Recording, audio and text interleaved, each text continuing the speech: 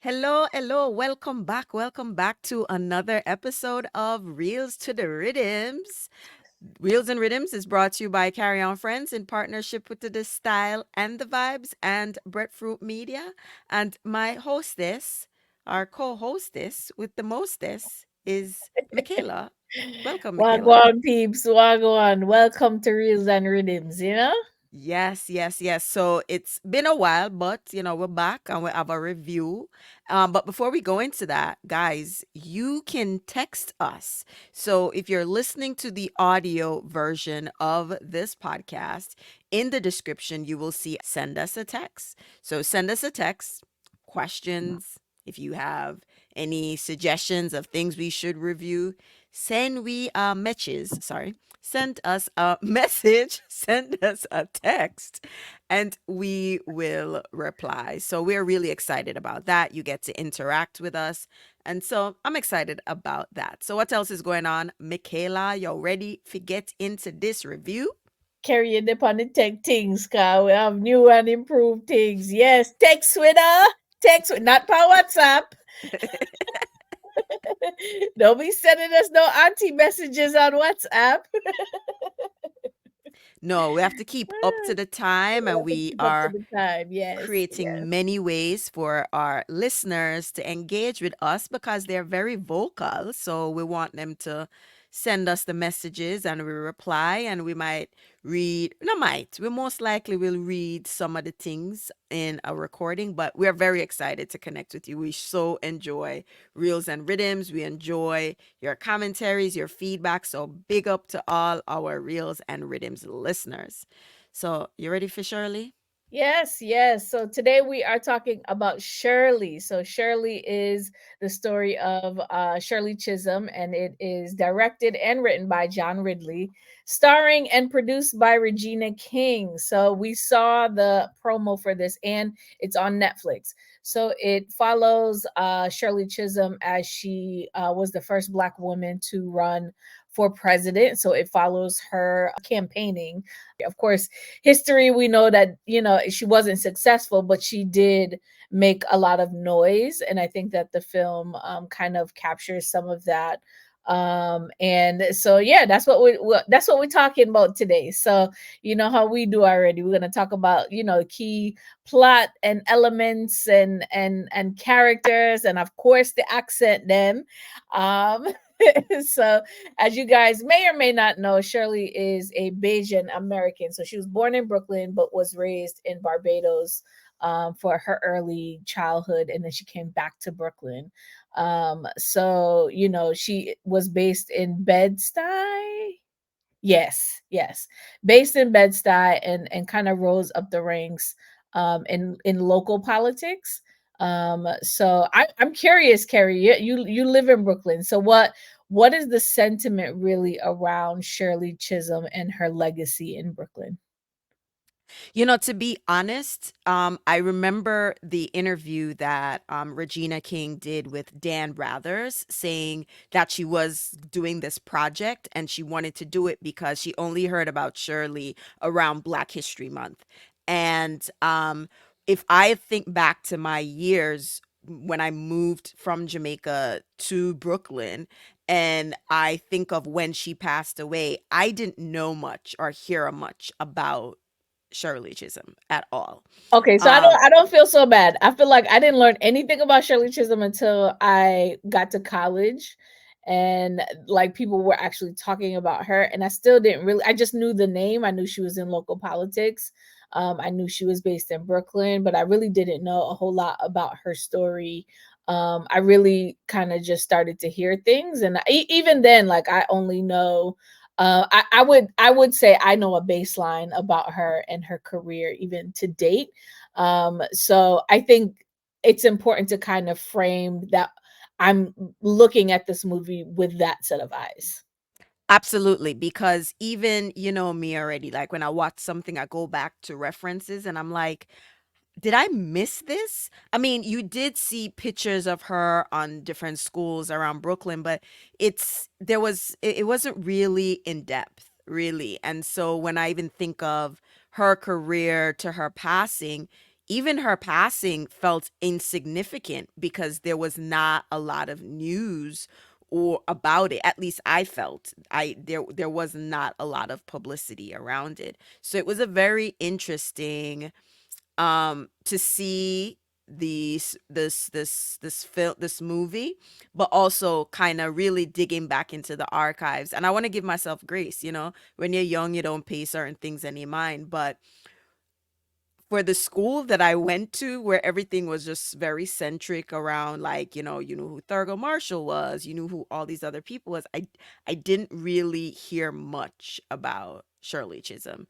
Um but thankfully that's changing now. So For we're sure, because grateful for even that. I have a book for Marley, my younger one, and it talks about all these different women of who you could be when you grow up, and Shirley Chisholm is one of them. So it's like a book, an inspiring book around like black female leaders, and she's in there. So I think just having that name recognition is important, and then you carry it through with you as you get older.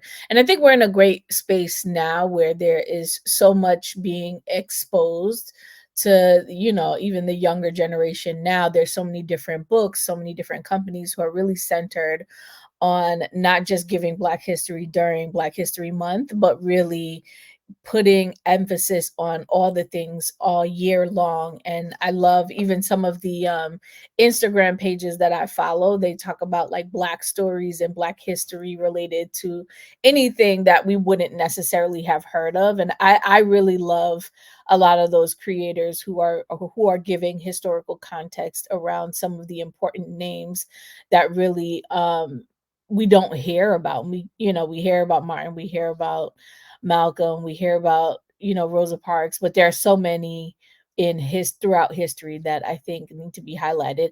And I also think it's interesting that, this was probably aligned to release in this year because, it's election year, which I think is pretty poignant as well. Like we can't, get away from that. And there are definitely some points in the movie that I definitely relate to in terms of, her positioning. So all right, let me jump into it. Make we jump right in. What did you enjoy, and what did you think we had the opportunity to be improved? How did you feel about the film? Initial reaction. So overall I did enjoy it. um it was good to see a lot of like the campaign, and I know because of her life they really focused on the campaign, but I really wanted to kind of get a sense, a little bit of more of like her backstory a little bit. I wanted to see some of that. Her and her sister talked about it, but I really wanted to see some more of her backstory come in. But overall I liked it. I liked it because it also, I mean, we heard about Shirley, but it introduced another important character that is also of Caribbean heritage, that if it wasn't for this, I really wouldn't know that, who Mac was, right? He played an important part. And, I had to go look him up. And even when I looked him up, there weren't many pictures about him. This man from British Guyana, and his role in local politics in Brooklyn. So I thought that was also um important. And that was the character played by the late Lance Riddick, Wesley McDonald, Mac Holder. So I did some research. There's some stuff about, but there's like really old clippings of kind of what he did. So I really did enjoy that. And I like that it spoke, you know, I mean, I have a whole list of notes here, so I don't know how we're gonna do it, but it was just from the opening scene. I think going back, her husband Conrad, that whole relationship, interesting, very interesting. But it was important because, Michaela, I always say this, right? Everyone talks about women empowerment, but I've always said, like, I am the only girl. So the men in my life play a very important part in how successful I am, right? And it was just important to see her around all these men because I related to that. I'm always around the boys, because that was just the language that I knew. And how much they understood the role they played based on her knee. Like they all assumed role, whether, it was just like they understood and then just set in it and then just move accordingly. Even even when the character Terrence Howard played, which would later be her husband, he just know like when she eat don't bother. Like that was his that was his role. Like, yeah, the lunchtime, his lunchtime, leave her. Mac had his role, Conrad had his role. So I thought that was really an interesting juxtaposition to this idea of women empowerment. And then the other part that I And not felt only like, that, if I could interject, they understood not only who she was, but the power that she brought to the table, and they didn't try to stifle it, right? And even when they did try to quote unquote rein her in, it wasn't met with the it there was this egoless thing about their all the relationships that intertwined with Shirley. She was at the center, yes, but she knew her bigger purpose. She knew what she was doing it for. And so therefore there wasn't this tension that, you know, which I'm like, I've never seen this on screen. Like I really and truly enjoyed how much they surrounded her. And I'm sure that her relationship with her dad, which they really don't talk too much about, and understanding his introductory to her in politics. Now she has all it sounds like she is just her all girls. It's just her and her sisters. So when you have that dynamic, it's almost like her father embedded in her like you're going to be able to do anything that you put your mind to. It doesn't matter that you're a girl doing these things. And it was not a path, laid out for her. And she was quite okay laying the path and being in the position that she was in. It was really, that's kind of what Caribbean strength, I feel like looks like, I feel like, you know what I mean? Like I just felt such a pride in watching how much they respected her, they loved her, but yet they also revered her as this ball of powerful energy and hope that she gave so many people, and they really relished in that ability without ego. you said exactly the right thing, right? They She expected them because they were her advisors. So she expected them to push back. She expected them to have opposing opinions. And that's what she wanted. They gave it. She said her piece, and she either chose to follow the advice or go the other way. And then they were like, well, whatever, whatever. And then they just kind of But did she whatever they definitely wanted there to were do. times where she listened to them, and there was time where she Yep. stuck to her guns, Yep. and I love that about the relationships between the characters. Yes. So I got like her book, on Boss, and the chapter she opens up where she talks about the early years in Barbados, in addition to her father, like I understood like this sense of bravado, or like I can do whatever her father gave her. She talked about growing up in Barbados and how, you know, at the time when it was the colony, the strict, British way of being raised, but at the same time she grew up in a country where there were all black people, or mostly black people, that also had a strong impact on her. So I think that was just very interesting to see how they all kind of, like navigated around her. They had agency, and it was just this natural, like this natural flow of agency, opinion, let me hear it. I'm going to do my thing. But it wasn't like, oh, I'm going to cut you off type thing. And even towards the end, where she was like, okay, the guy who promised her the delegates and he didn't. And when she was like, listen, we're not going to hate him. He had to do what he had to do. That's like a level of emotional maturity that, well, he probably never went go have. We're going to say, oh, more fire, burn that. We're done with that. But it was just something about her, and that's why I said I really wanted to see more of this family structure and setting that made her who she was. And that I would have loved to see that. That's the only thing. But I understood they focused on the campaign, but the more they showed how she moved is the more I was like, let me see more about daddy. And we saw a little bit about mom, and we saw there's some tension with her sister, but it was almost like, let me see what the upbringing was like, because yo, whatever daddy was feeding her, like, but at the same time, I got it as the first child and having a similar relationship with my father, my uncles, grandfathers being the first. I kind of have an idea of this, like, this that energy that she brought. So I did like it. So me gonna make it talk because me have one bag of notes about stuff.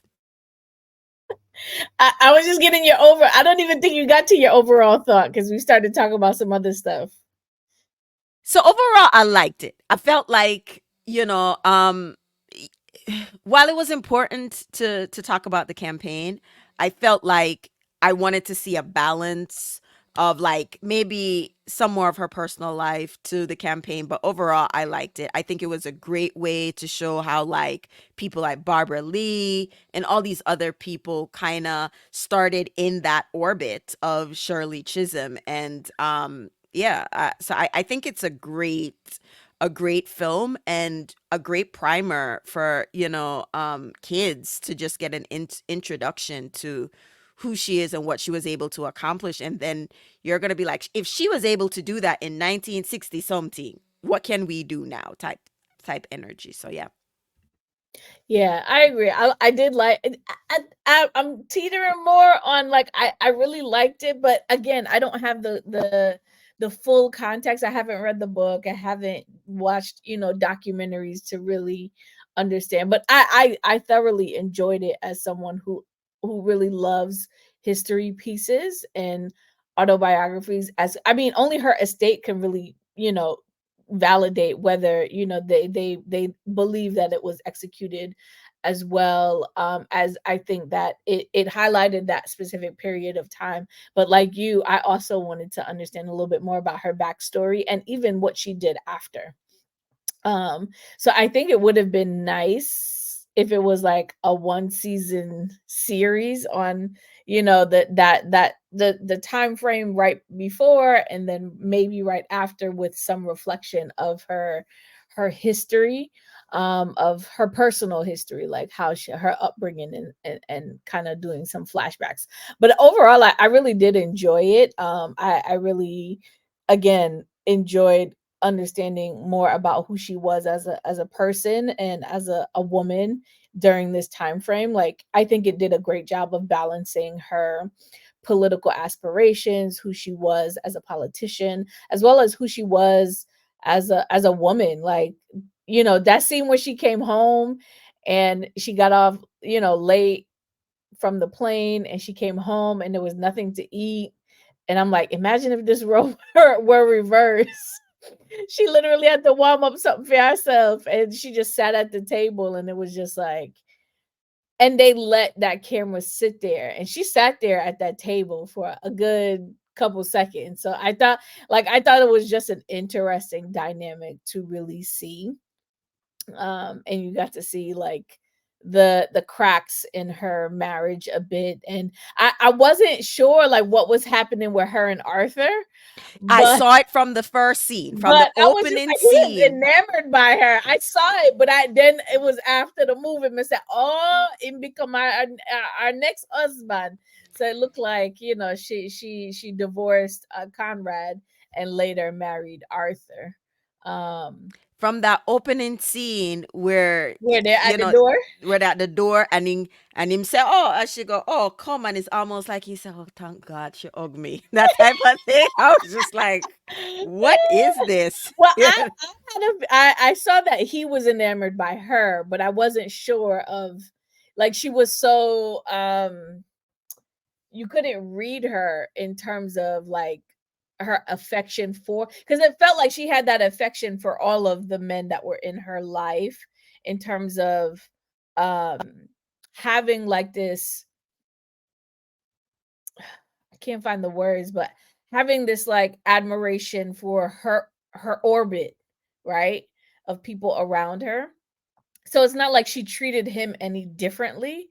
But you saw moments of like, I'm like, oh, why did they hold the camera on that little hand gesture at that time? And but then I realized afterwards that that later became her husband. So Yeah, that was very interesting. Like this is what I wrote. The look upon him face when him close him eye, when she gave him a hug, when they first came to the house to tell her how much money they raised and she was running. I was like, ooh, that look says something. Cause I was just like, what is this? And it came so early. You're like, wait, what's going on here? So and then you kind of saw like how Conrad was the relationship with Conrad, but I just think it was just her because there was also the type of relationship she had with her mother and father. You remember we were talking about Bob Marley and Indira was like not even a little affection, and you said I thought the most affection Rita went go get. It's for the time, like the I feel like it was the time, and if she get what her father gave her, she also got this stoic type approach to things. she just give a look.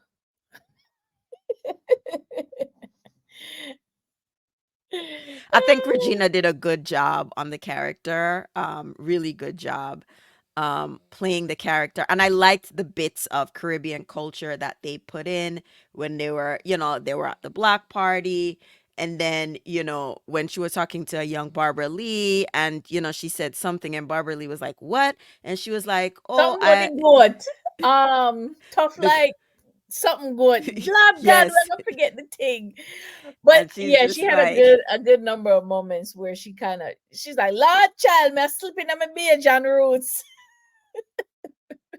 But she and said even when when she she kept saying, lose listen, our religion, she girl, slip like the into the way she Bayesian like, regime. yes, yes. I also I think she did a good job because I have heard I went back and looked at some speeches that Shirley did. And I think she had the inspiration there. But I don't know if it was like 100% down pack, but I think she caught, I would say, at least 80 to 85% of the essence of who Shirley Chisholm was. She had the mannerisms down, the style, she had the stature, she had the persona, the personality. And I think she captured the emotions of what we know of her. But I think accent probably not 100%, but I think it was good. But if you think of when you go back to those videos of Shirley, she didn't have a heavy accent. But she had like a hint of there is an accent under here. Yes, And it's they subtle. it's subtle, right? Because Mhm, growing up the Bajans were called like Little England, because mhm. they were a little bit more strict, more British than the other Caribbean countries. So she had still not a neutral, but it wouldn't have been a very deep accent, and she kind of carried that through her whole life. Yeah, But in addition to the roti restaurant and all these other things, what um what I did love was as she was launching her campaign, the infusion of like actual videos of her not getting the support from the women's movement. And I was just like, yo, this is wow. Like, I'll make you finish your thought. Wow, like there was just so much in there to unpack about that. And it was, she's like, but I support them. And when it came down, they did not come around to support her. And that is just a through line through history. But the difference between before Shirley is you had actual clips of when they were asking certain people and they were endorsing the men. You know, it was just wow. She literally said, "Where are they, Arthur? I support them. Black men and white women. I have supported them. Where are they?" Meaning they had not shown up for her. And even right towards the end, her two constituents that she made deals with then went ahead and did the same thing. So I thought that that was such a poignant message, especially in today's climate of what can and does happen in politics, and even for black women in particular. Um it almost feels like, you have to just count on your own, but you're not enough to even if you had all the black women in the world, or I mean not in the US, to really get behind you, you still need other groups of people to kind of rally behind you in order to make an impact. But I think also because she was from a marginalized community, she saw all of the different opportunities for improvement for her community, and this idea that if you fix the most marginalized community, you end up having a bigger impact on not just local but the region, the entire country. And that still has not really sunken in as a thought in politics. I mean, we're not gonna have the answer for it, so I'm not even go even. I don't even want to dwell too much on it, but just to I just see felt it, that in my heart when she said it. She's the like, "Where energy. are they?" And like, I just felt, as a black woman, I felt that line so much. Where are they, Arthur? Where are they? I show up for them. Where? Why are they not showing up for us? And even though she's not talking about her circle of people, and Arthur knows that. He's not getting offended by what she said because he knows what she's saying is like, he listened to her and he was just like, well, you just gonna complain about it, or you gonna get to work? You know what I'm saying? Like, But that's he was just but like, that's the I hear energy. you, I hear you, but you still gotta get this work, Shirley. That's the energy, and this is why my brothers, my husband, my uncles, my friend them, my brethren them, what I grew up with, that are like brothers, cause me know them as long. That's the energy they give me when I go through things. They're just like, so what? What you gonna do? Oh, you wanna quit Yeah, yeah, this? you're gonna make it just backslide. Yeah, no, we're Yeah, gonna keep going, fight to the like end.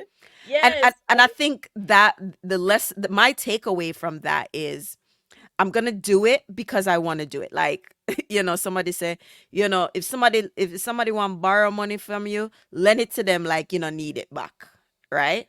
And so if I'm gonna support you, I'm gonna do it because I want to, but I'm not gonna expect it back from you because I'm not guaranteed to get it back from you. And that's just the reality of it sometimes. And then you also have a choice. I'm not running for politics. You have a choice to say, me no want to dispense my energy upon that.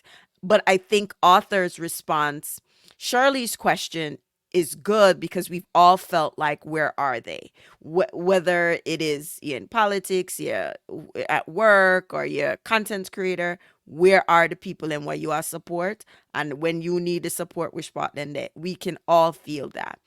But we also can feel like, all right, what we are gonna do? We are go weeping and mourning and gnashing our teeth because they not come.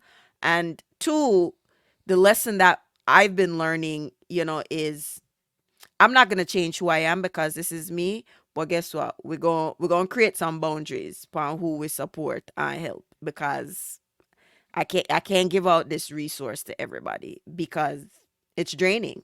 So I think her having that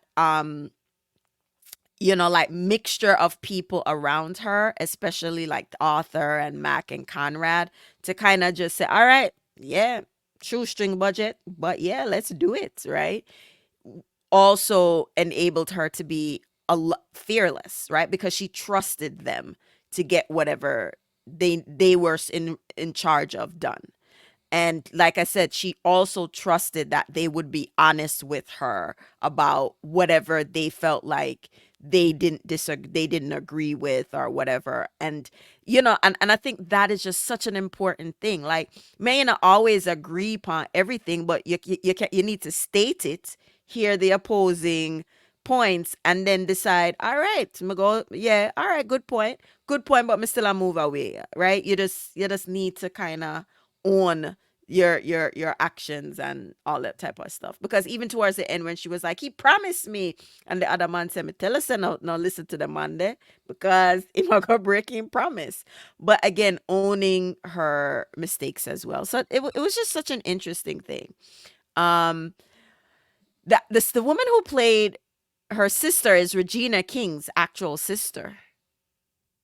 I Hmm. looked it up. Yes, the woman who played Shirley's Is sister it in Raina King? Shirley is Regina King's sister in real life. Oh, okay, okay. Her name is Regine. Raina King. Reina, yeah. Yeah, Muriel. Yeah, yeah. I was like, wow. Because I also felt that energy or chemistry between those two characters as well. Mm-hmm. And it was just interesting. You know, when the mother and the sister at the block party sat all the way in the far corner, just kind of watching while she was doing her thing. The languages that she spoke, because she could have speak Spanish and whatever. So it was just all these different dimensions to her was really great to see. Yeah, I liked how they showcased all of those dimensions and her interactions with people. Because I think what you know of her is probably really the strong personality that you see from a political side, but I think they showed a lot of her balancing that with the people, and it's really goes to show like you balance that with your few inner circle. You know what I mean? Like to know, like I love how Mac was like, you got to know Shirley in order to know how to move with her, and to understand her. And she didn't have a lot of people, but she had a good team of people. Anybody who came in, so we saw William Townsend, William. Stanley came in as her campaign manager, and he just butt heads all the way through to the end of his, and the same energy he kind of came in with is kind of how he got the boot. And and it's funny because he quit, and then Shirley was like, "Can I talk to you in my office?" And then she kicked him out. I'm like, that is so corny. Like, no, you're not gonna done me until we finish with you. Who you think you talk to in my office? You want to disrespect me? I thought that I didn't expect that scene to go that way either. So I was pleasantly surprised about all the different moments that they were able to show of her being vulnerable, but never, she's not backing down, which I love that. I was very inspired by that. Stanley never read the room for him get introduced. He never realized you cannot tell Shirley nothing. So he came in with that energy like, I know everything and you're gonna listen to what I say. And Shirley said, all right, me tolerate this for a little bit because you say we want money. But and that's why it wasn't going to work. And they kind of knew it wasn't going to work, but they had no choice.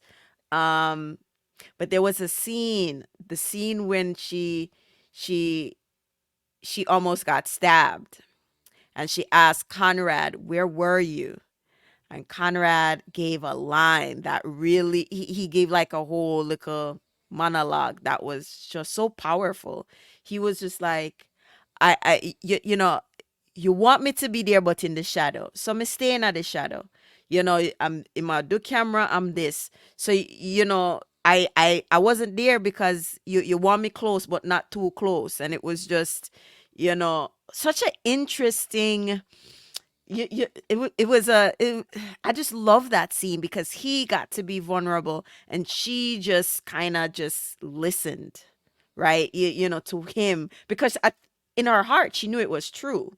They like you said, they all knew what they were signing up for. It was in her heart. She knew it was true, and she wanted a lot from him, and he was just like, I can't be everything that you want me to be, so me stay in the role what me designated, which is still what they say in the shadow. And then when they cut to them doing the interview as husband and wife, oh, their whole hand fell a little bit and their hand slip out. That type of thing was just wow. Well, yeah, I think it's that energy of, he's not sure if he is ever going to be enough, right? It's that dynamic of him and Shirley, and then you have Arthur, who is kind of around.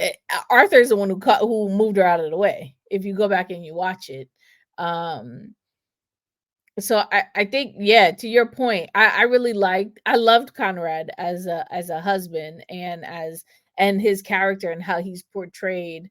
Um but it just felt like, it on screen it looked like they were just growing apart. Um and so that's kind of what they were able to show. Um and I don't know, the intricacies of that, but I think it was just them, um showcasing how they kind of grew apart in this, how the campaign really challenged them as a couple.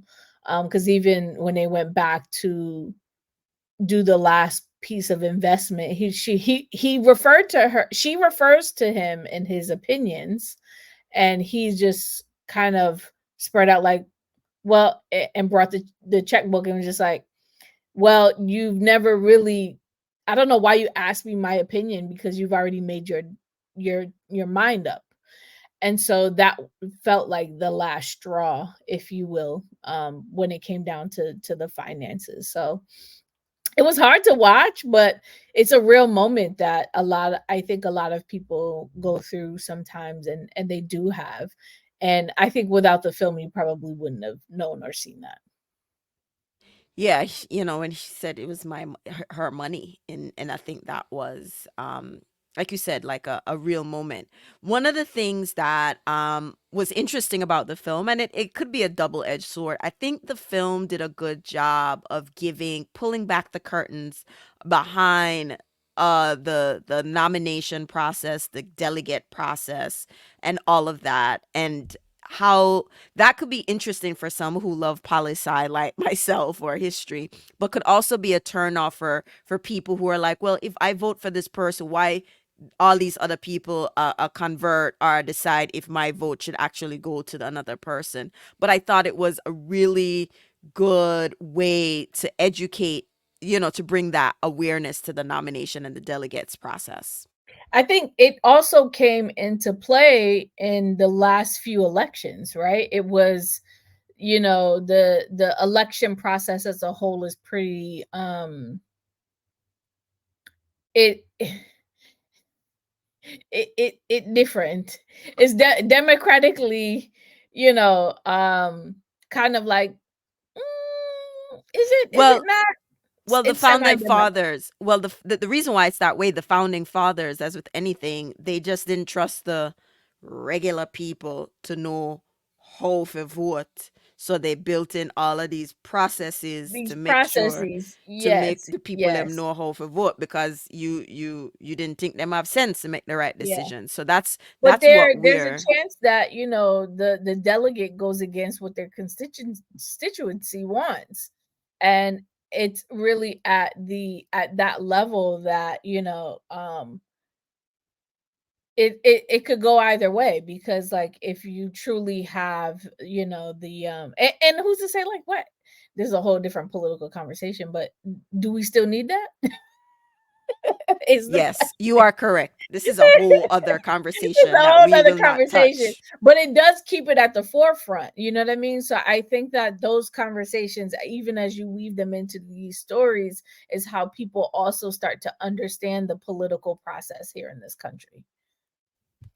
Truly, truly. And even the whole scene orchestrated by Diane Carroll with the Black Panther and Shirley was just like, say what?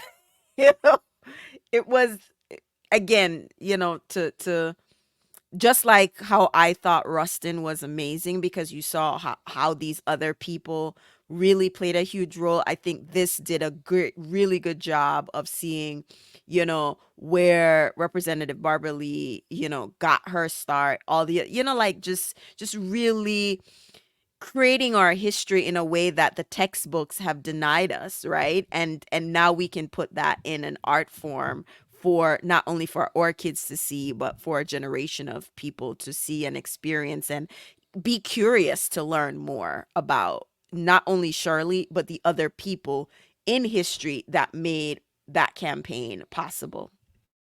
And if we put it into context of today, Diane Carroll is probably the equivalent of a Kerry Washington, if you will, be you know, they're like in today's, like she was that girl, that actress of that time. So for her to really rally behind just like any movement and advancement of Black people, I think behind closed doors, it made me think, I'm like, does that happen today? Like, I'm wondering if 20, 30 years from now, we're going to see movies about, this time frame and if those things have happened. I don't get that feeling. However, I would be interested to see who in our generation would be the political dot connectors for Black people. Well, in this age, we hear commentators or analysts or TV personalities telling ball players shut up and play ball or do all of these things. But if we are looking at our history, especially in the creative forms, the athletes have always been political.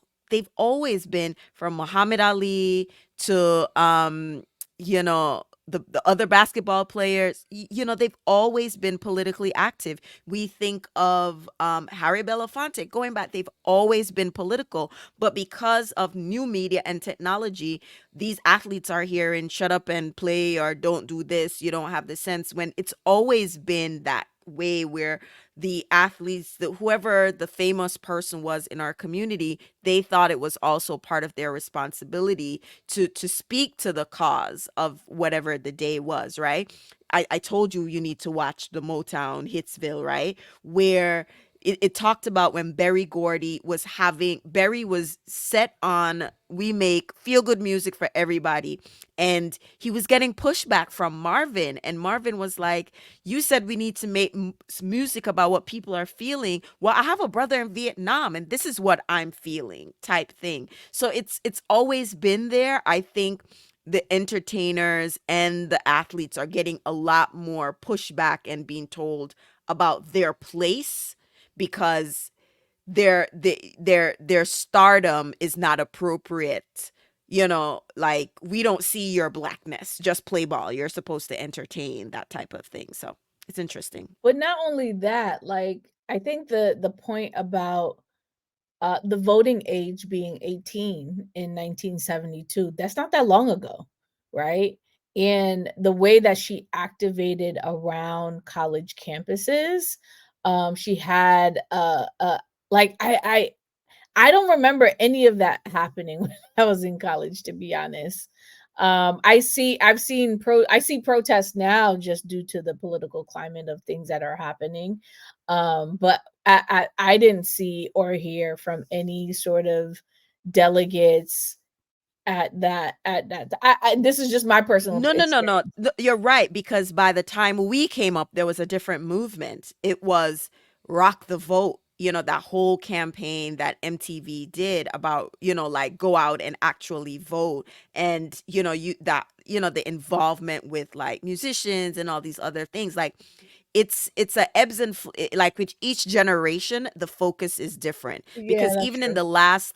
the last election, the other parties realized that young people were voting, and there then become ways to try to stifle the young people vote. So young people have always had um an impact. It's just the language that is being used. So back when it was the rock the vote era, music was the thing that was important. Maybe in the 70s, it was coming after Vietnam and all these other things. So with each generation, you use the vehicle that impacts them the most and is important to them. And as we were talking, the person, while they're not a dot connector, when Cardi was on the Bird app, she was very vocal about Like, politics. where the bird at? All right, go on, go on. Yes, yeah. I think celebrities are using their social media platforms to be, but they're, for me, I think the older I get, I think there needs to be a movement that's not digital, that's not online, and collectivism that needs to happen without broadcasting it to the world. I love that idea of secrecy a little bit because and I know Girl, like there girl, me wasn't have a there. question for ask you when we're done record, because from we talked about it a couple weeks, couple Friday ago. It's been Yes, in my head and it will not leave. But we'll talk yes, about it after. But yes. you know the and I think Oh, that's why the movement don't need to be televised anymore. It's been it needs to go offline. That yes. the reason why it's very hard to take it offline is because we live in a world where everyone is a thought leader, an influencer, or they're popular. And that is a title that, people want, and not many people wants to truly stay in the background. So Yeah. that's a whole other thing. But overall, all right. So All we right. enjoyed it. We're wrapping it up. Yes, We yes, enjoyed it. yes. We went on So a now, long tangent, but it was necessary. yes, because this is a political film, so we did Yeah. have to get political. Or sorry, political. Mr. Political. But anyway, all right. So let us rate the Shirley Flame. All right. So what are you giving it for let me back up. So if this is the first time that you are listening, we have a rating for reels and rhythms. We are rating in three categories. We're rating for accent, we are rating for character, and we are rating for storyline.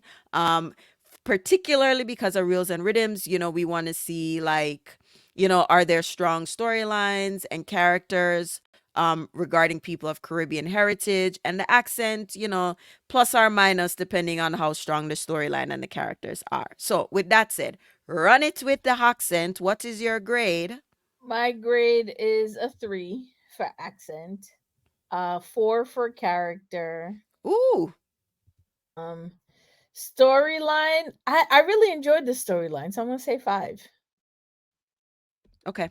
We're close, right? I gave it a 3 for accent, 4 for character, and a 4 for storyline. And I only took off that 1 point only because I really wanted to see You more of her wanted more. personal Yeah. Yeah. personal life in there, because it was just Yeah. so captivating. But overall, I thought it was amazing. So let me see what the average is.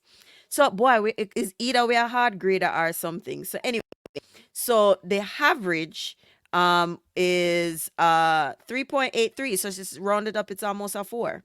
It's not bad. I really liked it. And I think it's a good thing to watch again. Absolutely. So let us know what you guys think. Please, you can text us now. You can Yes, you comment can on send us a text. Instagram. Hmm. You can let us know in the, send us an email, whatever you prefer.